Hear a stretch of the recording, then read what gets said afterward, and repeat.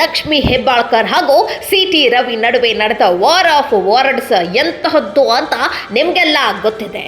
ಆದ್ರೆ ಅದರ ಸಲುವಾಗಿ ಸದನದೊಳಗೆ ನಡೆದಿದ್ದಕ್ಕೆ ಸಭಾಪತಿ ಕ್ರಮ ತೆಗೆದುಕೊಳ್ಬೇಕಿತ್ತು. ಆದ್ರೆ ಅಷ್ಟೆಲ್ಲ ರೂಲ್ಸ್ ನಾವು ಫಾಲೋ ಮಾಡಲ್ಲ, ಯಾಕೆಂದ್ರೆ ನಾವು ಇಂಡಿಯನ್ಸ್ ಅಲ್ವಾ. ಅದಕ್ಕೆ ಸದನದಲ್ಲಿ ನಡೆದಿರೋದಕ್ಕೆ ಹೊರಗಡೆ FIR ಆಯ್ತು.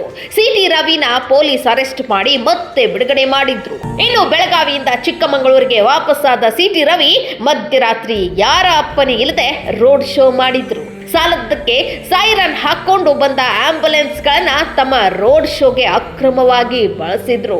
ಯಾಕೆಂದ್ರೆ ರೋಗಿಯೊಬ್ಬ ಸಾವು ಬದುಕಿನ ಮಧ್ಯೆ ಹೋರಾಟ ಮಾಡ್ತಿದ್ರೆ ಮಾತ್ರನೇ ಆಂಬ್ಯುಲೆನ್ಸ್ ಕೂಡ ಸೈರನ್ ಹಾಕೊಂಡು ರಸ್ತೆಗಿಳಿಬೇಕು.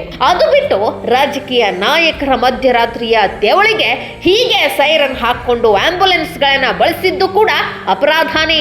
ಅದಕ್ಕೂ FIR ದಾಖಲಾಗಿದೆ.